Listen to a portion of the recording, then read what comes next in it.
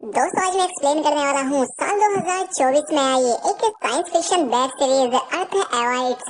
इस कहानी में ऐसे वायरस को दिखाया गया है जिसके दुनिया में आने के बाद पृथ्वी पर कुछ ही लोग जिंदा बचे होते हैं और वो बचे लोग किस तरह से सरवाइव करेंगे यही सब जानेंगे आज की इस कहानी से।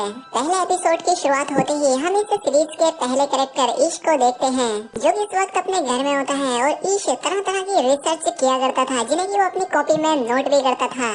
यहाँ पर उसे उसकी मॉम की कॉल भी आती है लेकिन वो फोन रिसीव नहीं करता और अपने बैग में अपना सामान भरकर किसी और रिसर्च के लिए बाहर निकल पड़ा। वो अपने हाथ में एक छोटे हथियार को लेता है और पहाड़ों की चोटी पर आकर पत्थरों को कुरेदना शुरू कर देता है और वो कुछ पत्थर के सैंपल्स को अपने बैग में रखने लगा। तभी उसके हाथ एक पत्थर आया लेकिन उसके नीचे एक सांप था जिसने उसे तुरंत काट लिया और ये एक जहरीला रेटल स्नेक था। अब ईश इस सब से घबरा गया। जल्दी से उसने मदद मांगने के लिए किसी को कॉल की लेकिन उसका फोन भी नीचे गिर जाता है, इसलिए वो देरी न करते हुए तुरंत अपने घर की तरफ दौड़ने लगा। वो अपने घर आकर पानी पीता है। उसकी आंखें अब धुंधली होने लगी थी क्योंकि उसे जहर चढ़ने लगा था और इसलिए वो बेहोश होकर यहाँ पर गिर गया और अगले 2-3 हफ्तों तक बेहोश रहा। उसे कुछ होश नहीं था कि वो कहाँ पर पड़ा है। हालांकि बीच बीच में उसकी माँ उसे कॉल करने की भी कोशिश कर रही थी लेकिन उसका फोन तो पीछे पहाड़ों पर ही छूट गया था। खैर अब 2 हफ्तों के बाद जब उसे होश आया उसने अपने हाथ को देखा जो कि पूरी तरह से ठीक हो चुका था। अब क्योंकि उसके घर में खाने पीने का सामान तो था नहीं इसलिए वो अपनी गाड़ी लेता है और उसने शहर की तरफ अपना सफर शुरू कर दिया। लेकिन जैसे ही वो शहर पहुंचा उसे यहाँ पर जो नजारा दिखा उसे देखकर ये दंग रह जाता है क्योंकि शहर में उसे अब कोई भी इंसान नहीं दिख रहा था। पूरा शहर खाली हो चुका था। हालांकि गाड़ियां और दुकानें पहले की तरह ही सही सलामत थी पर कोई इंसान यहाँ नहीं था। ऐसा लग रहा था जैसे पूरे शहर को लूटा गया हो। सामान इधर उधर बिखरा पड़ा था और कुछ लोगों की लाशें भी यहाँ पड़ी थी। ये देखकर वो घबरा जाता है। यहाँ बोर्ड पर एक इमरजेंसी अलर्ट लिखा हुआ था जिसमें लिखा हुआ था कि एक वायरस एक महामारी आ चुकी है, इसलिए सभी लोग जल्दी जल्दी अपना शेल्टर ले लो। और अब अमेरिका में कोई भी सरकार नहीं है इसलिए वो अपनी गाड़ी में बैठा और यहाँ से निकलने लगा। अब इसलिए वो जल्दी से अपने पेरेंट्स के घर जाता है लेकिन यहाँ का नजारा भी शहर जैसा ही था, यहाँ भी कोई नहीं था। अब वो अपने मॉम डैड के घर के अंदर गया और यहाँ उसे महसूस हुआ कि उसके पेरेंट्स कमरे में हैं। लेकिन अब वो दोनों इस दुनिया में नहीं थे। ये चीज इश्क को तोड़ देती है लेकिन वो फिर भी हिम्मत दिखाता है और वो अपने बगीचे में आकर ग्रेव खोदने लगा और काफी देर गड्ढा खोदने के बाद वो अपने मॉम डैड की लाश को उसमें दफना दिया। अब अगले 2-4 दिनों तक ऐश अपने पेरेंट्स के घर पर ही रहा और अपने बचपन की यादों को याद करने लगा। अब एक सुबह जब वो चर्च गया तो उसने यहाँ कर देखा कि यहाँ पर भी लाशों के ढेर लगे हुए थे। जो लोग जहाँ पर थे वो वहीं पर मारे गए, जिसका मतलब ये था कि जो वायरस जो महामारी आई वो इतनी तेजाई से आई थी कि उसने लोगों को संभलने का, उन्हें छिपने तक का मौका नहीं दिया और लोग जैसे थे उसी हालत में मारे गए। ये नजारा काफी खौफनाक था। इसके बाद ईश एक शॉपिंग मॉल में गया जहाँ से उसने कुछ जरूरी सामान जैसे कि बुलेट गन और भी कई सारी जरूरी चीजें। अब ये सारा सामान लेकर वो यहाँ से निकलने लगा। उसने फैसला किया कि मैं किसी दूसरे शहर चला जाऊंगा लेकिन जैसे ही वो ब्रिज के ऊपर पहुँचा वो ब्रिज पूरी तरह से ब्लॉक था। अब वो यहाँ से आगे तो नहीं जा सकता था इसलिए उसने कोई दूसरा रास्ता ढूंढना शुरू किया। अब वो यहाँ से एक दूसरे शहर में पहुँच गया जहाँ पर रात में पूरा शहर जगमगा रहा था लेकिन इस जगह पर भी कोई भी इंसान नहीं था। इसलिए इस जगह जगह घूमकर इंसानों को आवाज लगाने लगा लेकिन यहाँ भी उसकी आवाज को सुनने वाला कोई नहीं था क्योंकि दुनिया के सभी लोग मारे जा चुके थे और इसको ऐसा लगने लगा जैसे पूरी दुनिया में सिर्फ एक ही इंसान वही जिंदा बचा है। और इसके बाद वो अपने कपड़े निकालकर एक स्विमिंग पूल में नहाने लगा, जिसके बाद वो एक बार में गया और यहाँ पर वो अपनी मनपसंद ड्रिंक पीने लगा। लेकिन हैरानी की बात थी कि यहाँ उसके अलावा एक औरत और एक आदमी और जिंदा थे। ईश ने देखकर थोड़ा खुश और हैरान हुआ जिनमें आदमी का नाम मिल्टन था और जो लड़की होती है उसका नाम एन होता है। ईश इन दोनों से माफी मांगता है क्योंकि उसने कपड़े नहीं पहन रखे थे। जिस पर एन उससे कहती है कि कौन परवाह करता है, तुमने कपड़े पहने या नहीं। जिसके बाद मिल्टन ने उससे कुछ कपड़े दिए। यहाँ पर एन ईश से कहती है कि तुम्हें ड्रिंक करनी चाहिए, उससे तुम थोड़े नॉर्मल हो जाओगे। साथ ही वो ये भी बताती है कि मिल्टन और मैं शादीशुदा नहीं है, जैसे तुम मुझे मिले वैसे ही ये मुझे मिला था। ईश इनसे बोलने लगा, मुझे तो कुछ समझ नहीं आ रहा कि ये यहाँ चल क्या रहा है क्योंकि पूरे 2 हफ्ते तक बेहोश था। मुझे एक सांप ने काट लिया था जिस पर मिल्टन ने उससे कहा कि तुम चिंता मत करो, मुझे पूरी बात का पता है। जिसके बाद वो एक न्यूज अपने फोन में चलाकर इसे दे दिया।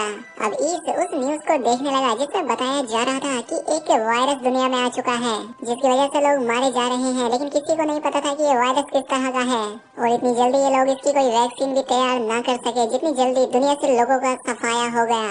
अब ईश इन दोनों से पूछता है कि कोई तो ऐसी जगह होगी जहाँ लोग जिंदा होंगे, लेकिन ये दोनों इसे बताते हैं कि ऐसी कोई भी जगह नहीं है, बस हम तीनों ही जिंदा हैं और तुम्हें भी हमारे साथ में ही रहना चाहिए। लेकिन ईश इन लोगों के साथ नहीं रहता और वो यहाँ से चला जाता है और इसके बाद वो एक बड़े से होटल में आ जाता है जहाँ पर वो जमीन पर ही सोता है। अगली सुबह जब ईश उठा तो वो एन और मिल्टन को आवाज लगाने लगा, लेकिन वो दोनों इसे कहीं भी नहीं मिलते। ये उन दोनों को हर जगह ढूंढने की कोशिश करता है। वो इन्हें ढूंढता हुआ एक चेंजिंग रूम में आ गया जहाँ उसे एन मिली। वो यहाँ अपने कपड़े चेंज कर रही थी। उसने अपने कपड़े ईश के सामने ही उतार दिए। एन उसे बताती है कि मैं यहीं पर पली बड़ी हूँ, लेकिन अब ऐसा लग रहा है जैसे मैं भी मारी जा चुकी हूँ। ईश उससे कहता है कि लेकिन तुम तो जिंदा हो, जिस पर वो लड़की कहती है कि हाँ, लेकिन हमारे पास सब कुछ करने को नहीं बचा है। ये कहकर वो यहाँ से जाने लगी। खैर इसके बाद ये दोनों मिल्टन के पास पहुँच गए जहाँ पर वो इन दोनों के लिए खाना बना रहा था। ईश एन से पूछता है कि तुम्हारे हस्बैंड कहाँ पर हैं, जिस पर वो बताती है कि मेरा पति और मेरी बेटियाँ मारी जा चुकी हैं और मैं इस होटल में एक कॉन्फ्रेंस के लिए आई थी, लेकिन तभी ये पैंडेमिक आई और मैं यहाँ फंस गई। और जो मिल्टन था उसकी पत्नी भी यहीं पर मर गई थी। हालांकि एन ने उसकी वाइफ की मदद करने की कोशिश की थी, लेकिन वो तो नहीं बचे और मिल्टन और एन यहाँ पर फंसे रह गए, जिस वजह से ये दोनों यहाँ साथ ही थे। अब ये लोग यहाँ पर खाना खाते हुए और भी कई सारी बातें करने लगे। मिल्टन कहता है कि पहले हमने सोचा कि शायद हम दोनों ही जिंदा हैं, लेकिन अब तुम आ गए हो। जिस पर ईश कहता है कि मैं तुम्हारे साथ नहीं रुक सकता, मैं यहाँ से जा रहा हूँ। ये शहर काफी बड़ा है, क्या पता कोई और भी मिल जाए। ये बात सुनकर एन थोड़ी निराश हो गई। वो यहाँ से उठकर चली जाती है। उसके जाने के बाद मिल्टन ईश से बात करने लगा। वो कहता है कि तुम हमारे साथ यहाँ इस होटल में रह सकते हो, यहाँ सरवाइव करने की हर एक चीज मौजूद है और जब यहाँ की सारी सप्लाई खत्म हो जाएगी तो मैं अपने आप को शूट कर लूंगा। तो ईश ने उससे बोला कि बाहर की दुनिया बहुत बड़ी है, हम लोगों को वहाँ पर जाकर सरवाइव करना चाहिए और हमें इस होटल पर ही डिपेंड नहीं रहना चाहिए। साथ ही मिल्टन ने इसको बताया कि एन तुम्हें पसंद करने लगी है और तुम अपनी जिंदगी उसके साथ भी बिता सकते हो, लेकिन ईश ऐसा कुछ नहीं चाहता था। लेकिन फिर भी ईश एन से मिलने गया। उसने उससे बोला कि मैं तुम्हें यहाँ से ले जा सकता हूँ। एन यहाँ पर अपने कपड़े उतारने लगी, लेकिन ईश उसे रोकते हुए कहता है कि नहीं, मैं तुम्हारे साथ ये सब नहीं करना चाहता। एन ईश से कहने लगी कि अगर तुम मेरे लिए मेरे गॉड भी होते तब भी मैं तुम्हारे साथ नहीं जाती, मैं फिर भी यहीं पर रहती, लेकिन मेरी एक इच्छा है कि मैं एक खूबसूरत लड़के की बाहों में मरूं। एन ईश को किस भी करने की कोशिश करती है, लेकिन उसका इस सब में कोई इंटरेस्ट नहीं था, इसलिए वो यहाँ से किसी दूसरी जगह जाने के लिए निकल पड़ा। जब वो तेजी से अपनी गाड़ी दौड़ा रहा था तभी उसके सामने एक कुत्ता आ गया। ईश उस कुत्ते से मिला। उसे पता लगा कि ये कुत्ता भी मेरी तरह ही अब लावारिस हो चुका है, इसलिए उसने इस कुत्ते को भी अपनी गाड़ी में बिठाया और सीधा लाइब्रेरी पहुंच गया, क्योंकि अब उसके पास करने के लिए दूसरा कोई काम तो था नहीं।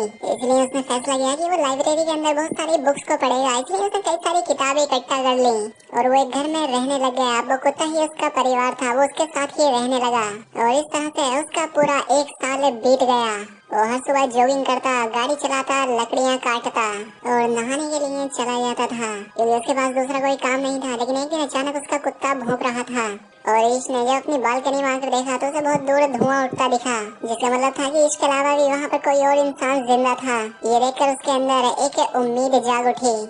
अब इसके बाद ईश अपनी कार लेकर उस जगह पर पहुंचा जहाँ से वो धुआं उठ रहा था। यहाँ पर एमा नाम की एक औरत रहती थी जो कि एकदम अकेली रहती थी। उसने ईश पर गन तान दी। ईश ने उसे बताया कि मैं भी यहाँ तुम्हारी ही तरह अकेला हूँ और मैंने तुम्हारा धुआं उठता हुआ देखा, जिस वजह से मैं यहाँ पर आया। अब पहले तो एमा थोड़ा डरा महसूस करती है, लेकिन बाद में वो भी समझ गई कि ईश उसे कोई नुकसान नहीं पहुँचाएगा, इसलिए वो उसे अपने घर के अंदर ले आई। यहाँ लाकर उसने ईश को खाना खिलाया। अब इन दोनों के बीच एक अच्छी जान पहचान हो गई थी। एमा उससे कहती है कि अगर तुम चाहो तो आज रात यहाँ रह सकते हो, अगली सुबह तुम यहाँ से चले जाना। ईश उसकी बात मानकर आज की रात उसके घर ही रुकता है और रात में उसने एमा से कहा कि अगर तुम चाहो तो तुम मेरे साथ मेरे घर में रह सकते हो। अब एमा ने उसकी ये बात मान ली और सुबह होते ही ये दोनों ईश के घर पर चले गए। ये घर काफी बड़ा था, इसलिए एमा को ये काफी पसंद आया। वो घर का आंगन भी देखने लगी। यहाँ पर हमने ये भी देखा कि ईश ने खुद को मारने की तैयारी कर ली थी, लेकिन एमा के मिलने के बाद उसने उसे हटा दिया, क्योंकि अब उसके पास जीने की एक वजह थी। अगले दिन ये दोनों एक मॉल में गए और वहाँ से कुछ जरूरी सामान ले लिया। ईश ने एमा से कहा कि बस ड्रिंक की बोतल मत लेना, बाकी सभी जरूरी सामान ले सकते हो। खैर अब घर पे आकर जब ये दोनों खाना खाने लगे तो एमा ने ईश से कहा कि पहले कितना शोर हुआ करता था, अब चारों तरफ कितनी शांति है। ऐसा लग रहा है जैसे अर्थ फिर से खुद को ठीक कर रही हो। अब ये दोनों साथ मिलकर रहने लगे। ईश खाने की तलाश में अक्सर मछलियाँ पकड़ने जाता और एमा घर का काम करती। अब ये दोनों साथ में मिलकर घर में सब्जियां भी उगाने लगे। अब एक दिन एमा ने ईश्वर से पूछा कि हम दोनों ही क्यों जिंदा बचे हैं, बाकी लोग जिंदा क्यों नहीं हैं। शायद ईश्वर ऐसा चाहता हो कि हम दोनों ही मिलकर फिर से इस पृथ्वी को रहने लायक बना दें। यानी कि एमा को ईश से प्यार हो चुका था और वो इसके साथ हम बिस्तरी करना चाहती थी। अब इस बार ईश भी इस चीज के लिए तैयार हो गया और इनके बीच सब कुछ हो गया। अब अगली सुबह ईश एमा से कहता है कि अगर हमें जगह पर सरवाइव करना है तो हमें कुछ एनर्जी की भी जरूरत होगी, इसलिए वो कई सारी गाड़ियों से फ्यूल इकट्ठा करने लगा। और साथ ही वो जब अपने घर के ऊपर सौर पैनल इंस्टॉल कर रहा था तो वो छत से नीचे गिर गया। लेकिन अब क्योंकि एमा उसके साथ थी उसने उसे संभाल लिया, वो उसके पैर को भी ठीक कर देती है। खैर अब रात होने पर एमा ने अपना बैग खोलकर उसमें से कुछ फोटो निकाले जो कि उसके हस्बैंड और उसके बच्चों के थे, जिन्हें की एमा आज भी बहुत याद करती थी। अब एक दिन एमा ईश को बताती है कि मैं प्रेग्नेंट हो गई हूँ, जिससे वो काफी खुश थी। लेकिन ये बात सुनकर ईश थोड़ा खुश नहीं हुआ। वो कहने लगा मैं इस चीज के लिए तैयार नहीं था, ये सब हम कैसे करेंगे, यहाँ कोई डॉक्टर नहीं है, ये सब मैं कैसे हैंडल करूंगा। लेकिन एमा ने उसे समझाया कि चिंता मत करो, सब ठीक हो जाएगा। वो कहती है कि हम औरतों की बॉडी इसीलिए बनी होती है, बच्चा पैदा करना, और हमें बच्चों की जरूरत भी तो है। अब ईश भी इस चीज के लिए तैयार हो गया। वो तुरंत लाइब्रेरी गया और उन बुक्स को पढ़ने लगा जिसमें बच्चा पैदा करने की जानकारी थी, ताकि वो ये सब पढ़कर अपनी वाइफ का और भी अच्छे से ध्यान रख सके। अब इन लोगों को 3-4 महीने और बीत गए।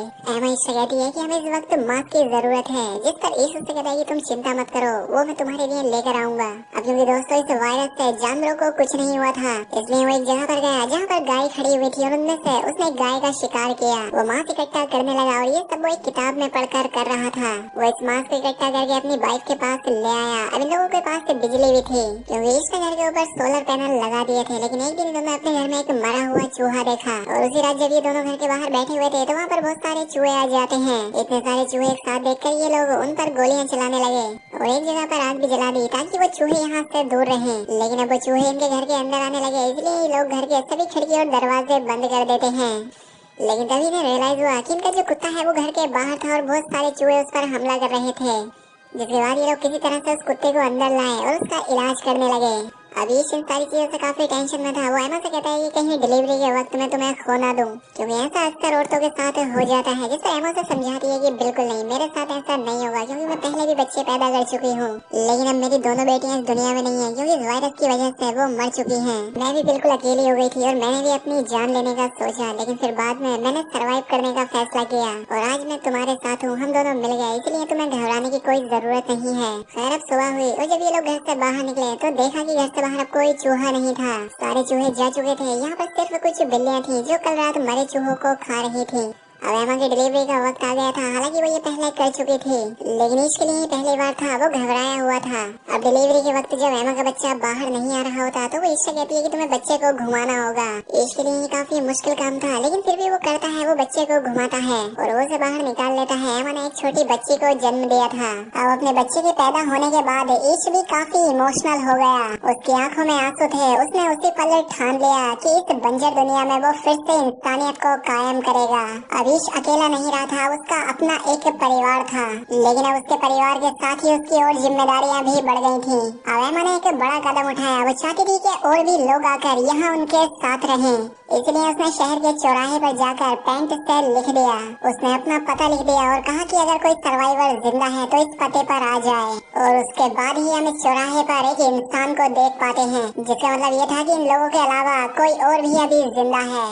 अब ये सर्वाइवर कौन है, ये इनका दोस्त साबित होगा या इनका दुश्मन? क्या ये इनके हंसते खेलते परिवार में और खुशियाँ लाएगा या उन्हें उजाड़ देगा? जानेंगे सीरीज के तीसरे एपिसोड में, जिसका अगला पार्ट तभी आएगा जब आपने इस वीडियो पर कमेंट करके पार्ट 2 लिखा। बाकी दोस्तों अभी तक आपको ये सीरीज कैसी लगी हमें कमेंट में बताएं। साथ ही चैनल को सब्सक्राइब और वीडियो को लाइक भी कर लें। मिलते हैं हमारी अगली शानदार वीडियो में।